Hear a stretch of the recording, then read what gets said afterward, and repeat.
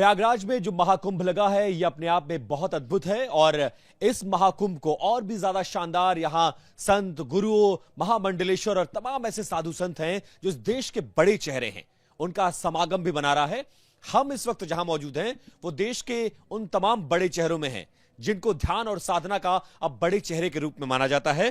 पूर्ण गुरु श्री करौली शंकर गुरु जी महाराज, जिनको कहा जाता है तृतीय मठाधिपति मिश्री मठ के, और इनको आमतौर पर आप YouTube पर बहुत फेमस हैं। कई लोग इनका पॉजिटिव परिचय देते हैं और कई लोग नेगेटिव परिचय देते हैं।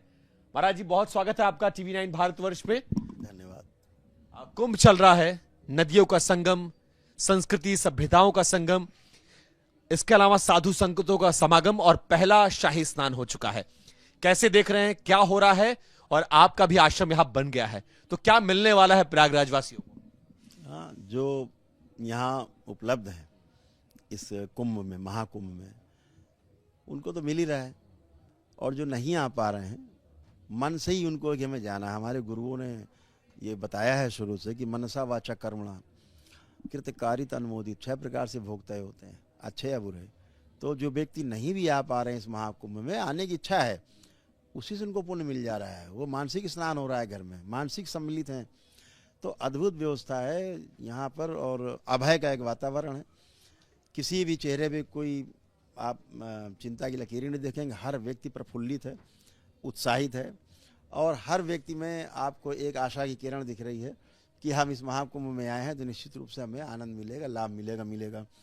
तो ये जो बार बार प्रचारित हो रहा है कि भव्य महाकुंभ और दिव्य महाकुंभ, निश्चित रूप से ऐसा ही है। लेकिन इस कुंभ को लेकर कई सारे लोग सवाल खड़े कर रहे हैं। बरेली के एक मौलवी हैं, कह रहे हैं ये जो कुंभ में जमीन पे जो आप लोग का टेंट वेंट कनात वनात लगा हुआ है, ये तो सब वक्फ की प्रॉपर्टी है, वक्फ की जमीनों पर ये सब कुछ लगा हुआ है। सवाल का मतलब ही होता है, सवाल करने वाला व्यक्ति कष्ट में है, दुख में है, समस्या में है, तो ऐसे लोग कृपा के पात्र हैं। इन लोगों को इलाज कराना चाहिए अपना, कृपा के पात्र। हाँ, इलाज कराना चाहिए इनको। बहुत सारे साधु संत आए हैं, हर जगह ज्ञान बट रहा है इतना ज्ञान प्रयागराज में बाहर से आ गया। प्रयागराज तो वैसे ज्ञानियों की धरती है, लेकिन आपको लग रहा है बाहर से इतना ज्ञान आ गया, यहाँ जो ज्ञान बट रहा है उस ज्ञान गंगा पे कुछ कहना चाहेंगे, आप बोलना चाहेंगे? ज्ञान तो सदा से है, ज्ञान आता जाता नहीं। जैसे स्पेस है, चारों ओर बना हुआ है, हमेशा बना रहता है एक जैसा, चीजें घटती बढ़ती रहती, चलती फिरती रहती, ऐसे ही ज्ञान है। ज्ञान सदा से था, सदा है, सदा रहेगा, इसी को सनातन बोलते हैं। तो हम, ये देश ज्ञानियों की धरती है और सनातन को मानने वाले हम लोग हैं, उस धर्म को मानने वाले हैं जो व्यवस्था है, व्यवस्था में जीने वाले लोग हैं। व्यवस्था में जी करके ही सुख होता है और वह सुख निरंतरता में बदल जाए, ये हम गुरु परंपराओं में जा करके अपने गुरुओं से शिक्षा लेते हैं। तो हम उस परंपरा को अपना करके और आनंद की अनुभूति करते हैं। सुख हमारा निरंतर बना रहे, कभी दुख हो ही ना, इसी को आनंद कहा गया है। तो ये सदा से था, सदा है और सदा रहेगा। बस ये जरूर है कि जिन्होंने अनुभव किया है ज्ञान का, वो सब यहाँ इकट्ठा है। आप, मठ आपका बहुत बड़ा है, आप बड़े गुरुओं में से माने जाते हैं। यहाँ भी बड़े बड़े मठ आए हैं और आलीशान 5 सितारा तरह उनके आश्रम बने हुए हैं, बड़ी बड़ी गद्दियों पर बैठे हैं। और मैं देख रहा हूँ आप 10 बाई 10 के कमरे में जमीन पर बैठे हुए हैं। जहां आप बैठे हैं वहीं आपको मानने वाले भी हैं। उन लोग का आश्रम देखा आपने? कहे किसी के आश्रम में बड़ी बड़ी गद्दियों पे, शेर वाली कुर्सियों पर, 5 सितारा टेंट, 5 सितारा सुविधाओं से लैस आश्रम देखे कि नहीं आपने? सुना है, अच्छे अच्छे कैंप लगा रखे, आकर्षण का केंद्र है, अच्छा है। जिसको जो कमी महसूस होती है वो इसी जीवन में पूरा करने की कोशिश करता है, पूरा कर रहे हैं वो लोग, अच्छा है। हमें लगता है हम लोग पूरे हैं, जमीन इसीलिए स्वीकार है, इसलिए कोई दिक्कत नहीं है। बहुत आनंद में है, जमीन में बैठ के आनंद में है, क्योंकि अंततः जमीन में ही बैठना है, जमीन में ही मिल जाना है। तो जमीन ही ज़्यादा अच्छी है, इससे नीचे तो उतार नहीं पाएगा, इसलिए जमीन स्वीकार है। तो जो लोग, जिसको जो कमी होती है वो इन्हीं चीज़ों से पूरी करने की कोशिश करते हैं, वैभव से, तो कर रहे हैं, अच्छा है। उनके पास धन भी है और करने की इच्छा भी, यहाँ तो इच्छा ही नहीं बची कुछ करने की। तो इसलिए संत को आवश्यक होता है 5 सितारा टेंट, सारी सुविधाएं, बड़ा सा मंडप, बड़ा सा हॉल, बड़ा सा, उसमें और वीवीआईपीज आ रहे हैं, स्टीव जॉब्स की पत्नी आ रही हैं, बड़े बड़े IITians आ रहे हैं, ऐसे ऐसे मॉडल्स आ रही हैं उनके यहाँ छोड़कर। कई सारे ऐसे संत हैं यहाँ पर, उनके आश्रम देखें, वो जहां रहते हैं वहां तो है, लेकिन यहाँ जो 46 दिन के लिए आश्रम बना है वो भी 5 सितारा बनवाया गया है। मुझे ऐसा लगता है कि अगर हम अपनी बात करें तो हम अपने को इसलिए साधारण उसमें रख पाते हैं ताकि दरबार से जुड़ा प्रत्येक व्यक्ति इतने में संतुष्ट रह सके। अगर उसको लगता है कि हमारा जो गुरु परंपरा में जो इस गद्दी बैठा हुआ है गुरुओं की, अगर वो साधारण रह के जी सकता है अच्छे ढंग से सम्मान पूर्वक, तो हम भी साधारण तरीके से जी करके और सम्मान पूर्वक रह सकते हैं इस संसार में। तो गुरु का आचरण ही आगे जाता है। अगर गुरु का आचरण बहुत वैभव पूर्वक, बहुत वैभव है, तो फिर वो सामने नीचे वालों के लिए समस्या होती है। या तो आपकी उतनी आवश्यकता हो, तो हो सकता है उनकी आवश्यकता हो, बचना चाहिए बड़े गुरुओं को, बड़े चेहरों को, बड़े शंकराचार्यों को, बड़े मठाधीशों को ऐसे आचरण से, ऐसे वैभवशाली आचरण से बचना चाहिए। क्योंकि संत तो अपने आप में, ये कहा जाता है कि त्याग की अपने आप में सबसे बड़ी परिभाषा एक संत होता है, लेकिन आजकल के संतों की परिभाषा बदल गई। हाँ ठीक है, वो उनकी सोच है, तो वो कुछ बड़ा करके दिखाना चाहते होंगे अपने शिष्यों को, तो बड़ा करके दिखा रहे हैं। हम लोग जमीन के आदमी हैं तो जमीन में करके दिखा रहे हैं, जमीन में बैठ के दिखा रहे हैं। लगता है हमें, हमारे लिए पूरा है, कंप्लीट है, हमें कोई कमी महसूस नहीं हो रही है, इसलिए कोई वैभव नहीं यहाँ दिखा पा रहे हैं। संतों को वैभव से बचना चाहिए। हाँ, मुझे लगता है मुझे बचे रहना चाहिए, मैं बचा हुआ हूँ। लेकिन आपके जो वीडियोस हैं वो बहुत वायरल होते हैं। आपके वीडियो को बहुत सारे लोग ऐसे हैं जो बहुत पॉजिटिव वे में लेते हैं और आपको फॉलो करते हैं। एक बड़ा वर्ग ऐसा भी है जो आपको यह कहता है कि आप कहीं ना कहीं अंधविश्वास फैला रहे हैं। आजकल के सर्जरी के जमाने में, मेडिकल साइंस के जमाने में आप फूंक मार के चीजों को ठीक करने का दावा करते हैं। किडनी ठीक कर दे रहे हैं, लिवर ठीक कर दे रहे हैं, ब्लड प्रेशर, शुगर ठीक कर दे रहे हैं। सारी चीजों का, सारी बीमारियों का इलाज आपके आश्रम में है। आइए, वैदिक क्रिया करिए, फूंक मारेंगे ठीक हो जाएगा। तो फिर डॉक्टरों की दुकान बंद हो जाएगी, अस्पताल बंद कर देने चाहिए? नहीं, मेरे सवाल नहीं है, लोग ये कहते हैं और आपके पास भी संभवतः ये सवाल आते हो। फूंक मार के कोई नहीं ठीक होता है। एक वैदिक प्रक्रिया है। उसके लिए सबसे पहले जो व्यक्ति दरबार में आते हैं उनकी सनातन धर्म में आस्था है और उन अब ईश्वर के प्रति आस्था, विश्वास और श्रद्धा बहुत गहरी है। वो लोग दरबार में आते हैं, फिर वो वैदिक प्रक्रिया करते हैं पूरी, और वह वैदिक प्रक्रिया कम से कम 15 घंटे की है, लगातार कंटिन्यू। उस वैदिक प्रक्रिया को करने के पश्चात उनको कुछ पुण्य प्राप्त होते हैं, कुछ विराट ऊर्जा उनको संपर्क होता है, उनका जुड़ाव हो जाता है, उस ऊर्जा से सकारात्मक हो जाते हैं और पितरों की मुक्ति होती है। तो पितरों के जो दोष होते हैं वो नष्ट हो जाते हैं। तमाम प्रकार के दोष बताए गए हैं वो नष्ट हो जाते हैं अपने आप स्वतः ही। तो अपनी ही प्रार्थना और संकल्प से व्यक्ति स्वस्थ होता है। अपनी ही प्रार्थना संकल्प से व्यक्ति स्वस्थ होता है। ये वैदिक प्रक्रिया से होता है, फूंक मारने से नहीं होता है। ये अपने ही प्रार्थना संकल्प से होगा, अगर आप में गहरा प्रार्थना संकल्प है। बीच में आप एक वीडियो वायरल हुआ था जिसमें कोई शख्स मरा हुआ लेटा था और आपने जान डाल दी थी उसमें। नहीं, तो वो तो मरा नहीं होता है। एक्चुअली क्या होता है, प्राण होते हैं, शरीर से प्राण जब बाहर जाते हैं धीरे धीरे, तो व्यक्ति की धीरे धीरे मृत्यु होती है। एक एक अंग धीरे धीरे शरीर का साथ छोड़ने लगता है और आखिरी में मस्तिष्क साथ छोड़ देता है। तो जो 5 प्रकार के प्राण हैं उनमें से कुछ प्राण अगर शेष रहते हैं शरीर में, तो उन प्राणों की जो वो क्वांटिटी है जो, उसको बढ़ाया जा सकता है। और ये वो सिंपल है हमारे देश के अंदर। हमारे तो पत्थर में प्राण दिए जाते हैं, प्राण प्रतिष्ठा करते हैं हम लोग। तो बजरंगबली आ गए पत्थर में, अयोध्या में रामलला। बिल्कुल, इतना बड़ा प्राण प्रतिष्ठा का कार्यक्रम चला। हमारे देश का तो वैदिक विज्ञान है पत्थर में प्राण भर देने की। ये तो मनुष्य जिंदा प्राण है ही प्राण उसमें। उस प्राणों को उसके कुल से लेकर के बढ़ाया जा सकता है क्षणों में। आप मेरे सामने रखिए, देखिए। उन लोगों को क्या कहेंगे जो आप कहते हैं कि आप अंधविश्वास को बढ़ावा दे रहे हैं? नहीं, दरबार मेडिकल साइंस किस दौर में? दरबार झाड़ फूक, टोना टोटका, जादू टोना का जोरदार खंडन करता है, विरोध करता है। ये सब पागल लोग हैं, बेवकूफ़ हैं, एकदम मूर्ख हैं जो इस तरह की हरकतें करते हैं। ऊत भूत प्रेत की, इस संसार में ऐसा कोई भूत प्रेत नहीं होता कि कोई खा जाए किसी को। भूत कोई व्यक्ति नहीं है, एक शक्ति छोटी मोटी, जो बेहोशी में मरा है आदमी, बेहोशी में जीवन है, घूम रहा है, कुछ भी हो रहा है, एनर्जी है। तो अगर व्यक्ति को अपनी वैदिक प्रक्रिया करके एक ही दिन में स्मृतियों से मुक्ति मिल जाती है, और वो व्यक्ति उसको भूत प्रेत को दिखता ही नहीं, कहाँ चला गया।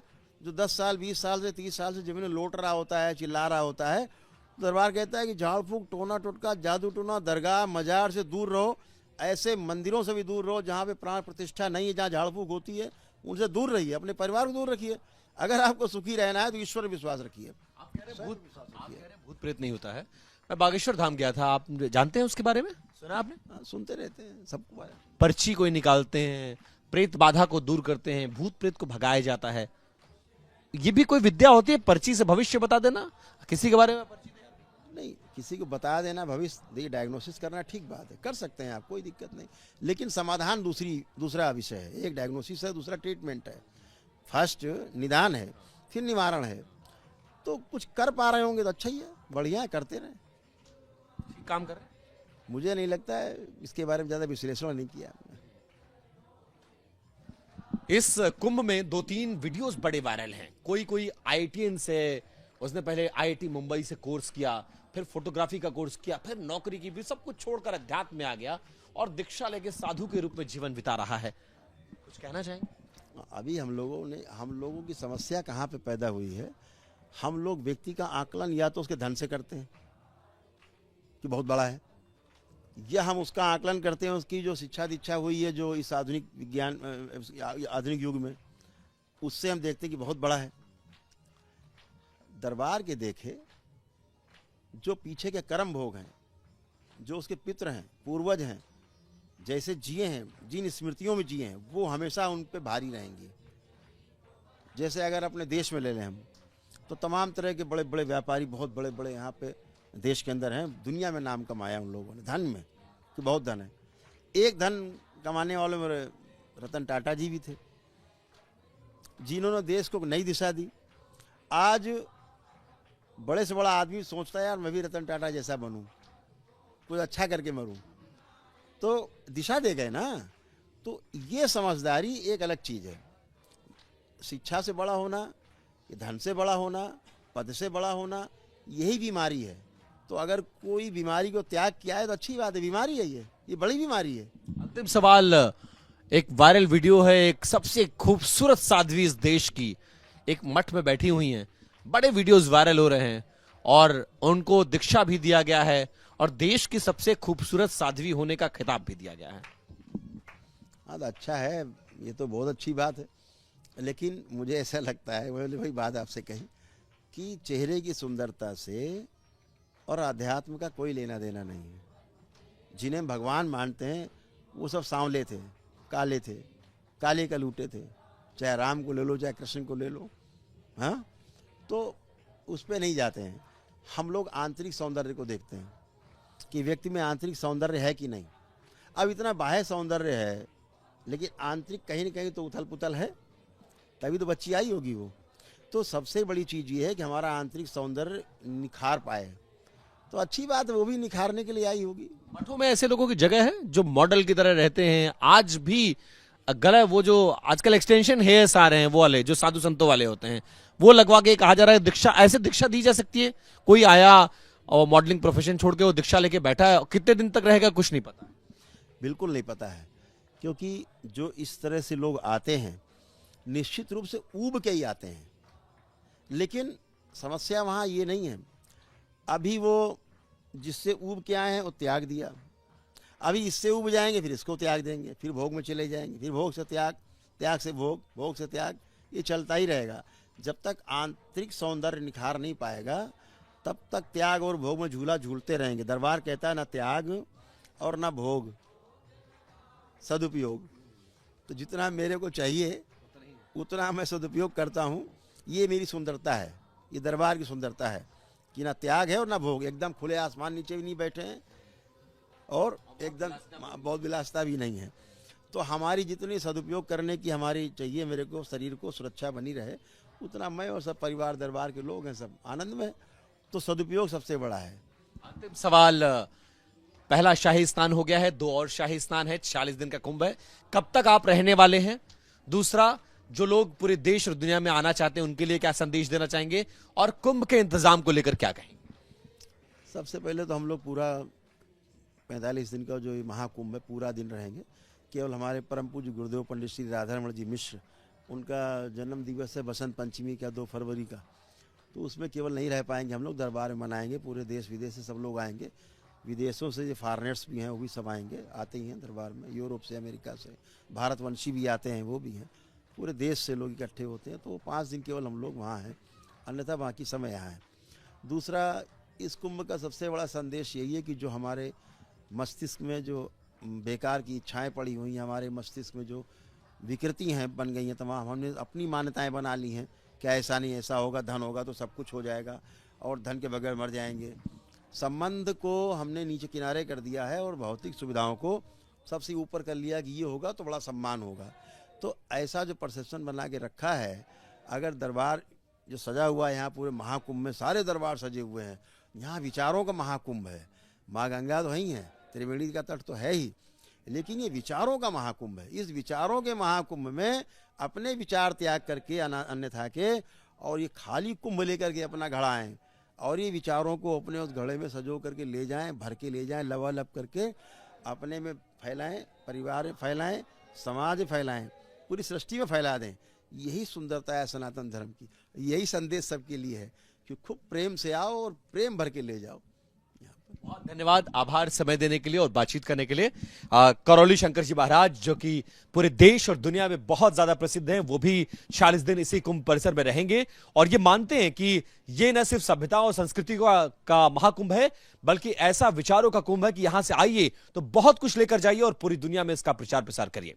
कैमरा पर्सन अमित के साथ विपिन चौबे, TV9 भारतवर्ष, प्रयागराज, उत्तर प्रदेश।